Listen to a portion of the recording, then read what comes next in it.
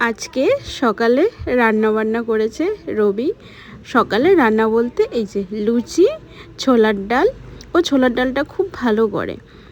আর এইদিকে নিয়ে এসছে মিষ্টি।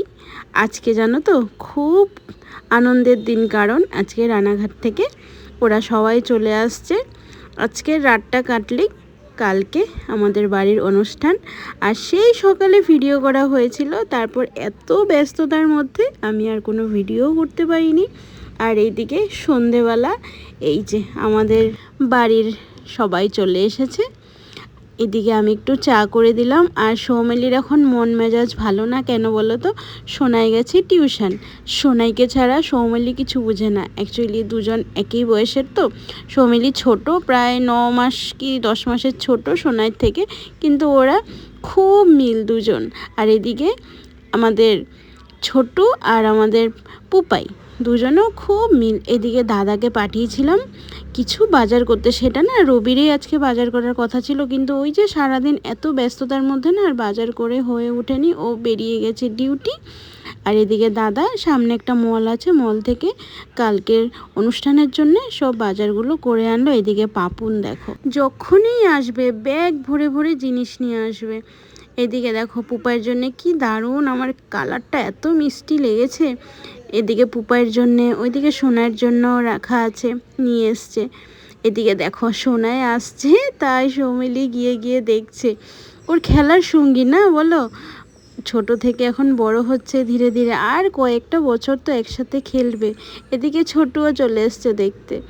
এরপরেই তো সবাই বড় হয়ে যাবে, তাই না বলো? যার যার মতো পড়াশোনায় ব্যস্ত হয়ে যাবে। তো ওইদিকে চা বিস্কুট খাওয়া হলো। এদিকে আমি অল্প করে রুটি বানাচ্ছি।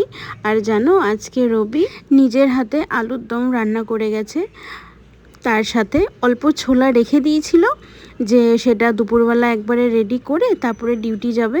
তো সেই ছোলার ডালটাও অল্প করে আবার রেডি করেছে, রান্নাবান্না করে সব রেখে গেছে।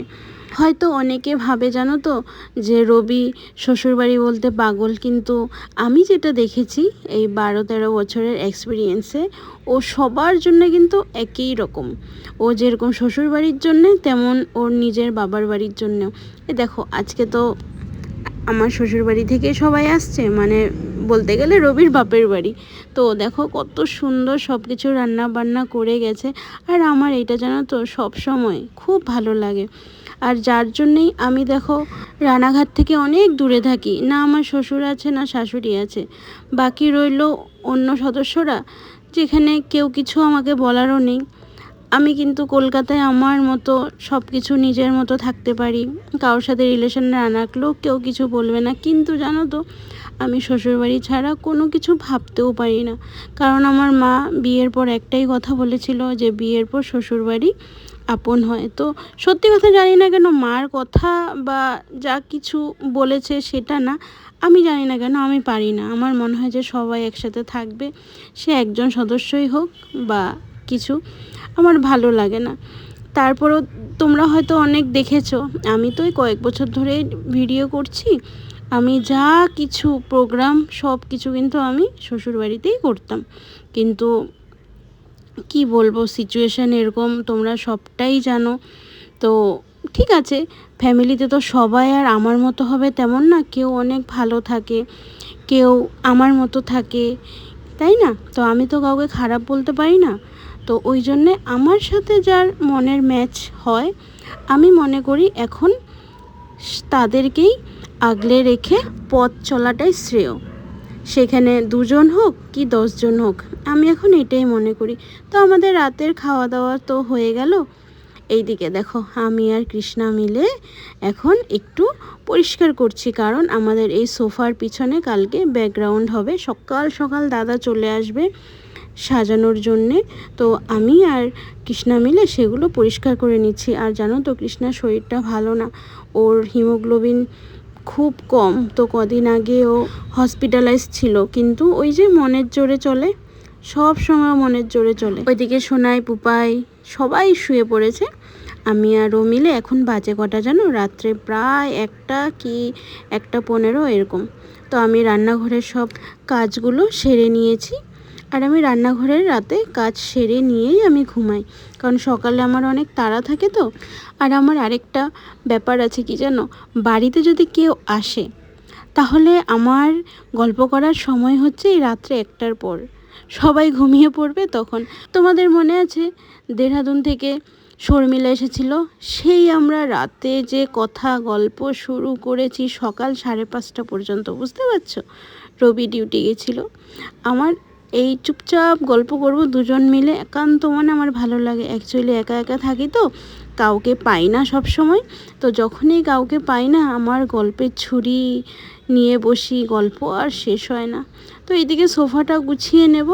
তারপর জানো তো আজকে আমি ভেবেছি আমাদের ফ্রিজের উপরটাও একটু কিছু প্লান্ট দিয়ে সাজাবো। তারপর জানো হাতে নেল পলিশ এখনও হয়নি, তার সাথে একটু মেহেন্দি করব, সেটা হয়নি। তো আজকে ভাবলাম এগুলো সব কিছু রেডি করে মেহেন্দি হালকা করে পরে নেব। আর একটা আমার জানো তো মেহেন্দি আছে, সেটা ইনস্ট্যান্ট 10 মিনিটের মধ্যে কালার হয়ে যায়, সেটাও শেষ হয়ে গেছে। একটা কোণ নেই বাড়িতে, রয়েছে ওই যে ওগুলো নর্মাল যেগুলো থাকে 3-4 ঘন্টা রেখে দিতে হয় সেগুলো। তো ওইটাই এখন একটু মেহেন্দি পরে নেব। কৃষ্ণাকে বললাম তুমি পরবে? কৃষ্ণা বলছে না কাকিমা, আমি আর মেহেন্দি পরবো না। তো আমাদের এই ফ্রিজে এই গাছটা দিয়েছি, কি ভালো লাগছে বলো। এই গাছটা মানে এই প্লান্টটা যখন আমি নতুন নিয়ে এসেছিলাম, কদিনের মধ্যে জানো তো পুরো পাতা ঝরে একদম ন্যাড়া হয়ে গেছিলো। তারপর আবার সুন্দর করে মাটি চেঞ্জ করে তার সাথে অনেক কিছু মিক্স করে আবার গাছটাকে রোদে দিয়ে দিয়ে যত্ন করে রেডি করে এখন গাছটা এই পজিশনে আছে। এদিকে কৃষ্ণার সাথে কথা বলছি, কৃষ্ণা ওই ফেসবুক দেখছিল আর গল্প করছিল। আর এইবার জানো তো আগের দিন চলে আসাতে একটু গল্প করতে পারছি, না হলে আমাদের বাড়ির অনুষ্ঠান হলে কৃষ্ণারা আসছে সেই সকালবেলা আসে, তো সারা দিন ব্যস্ততার মধ্যেই চলে যায়। আর বাবুনরা আসতে পারলো না, কারণ বাবুনের একটা ইম্পর্টেন্ট কাজ পড়ে গেছে, তো তার জন্যই বাবুন আসতে পারলো না, না হলে ওরাও আসতো, তাহলে আরও বেশ বাড়িটা গম গম করতো, তাই না বলো? তো চলো গো, হ্যাঁ আজকে ছোট্ট একটা ভিডিও তোমাদের সাথে শেয়ার করলাম। আমি সব কিছু মুমেন্ট এখন আর নিতে পারি না গো, অনেক ব্যস্ততার মধ্যে থাকি। তাহলে আসছি গো, হ্যাঁ সবাই খুব ভালো থেকো, নমস্কার।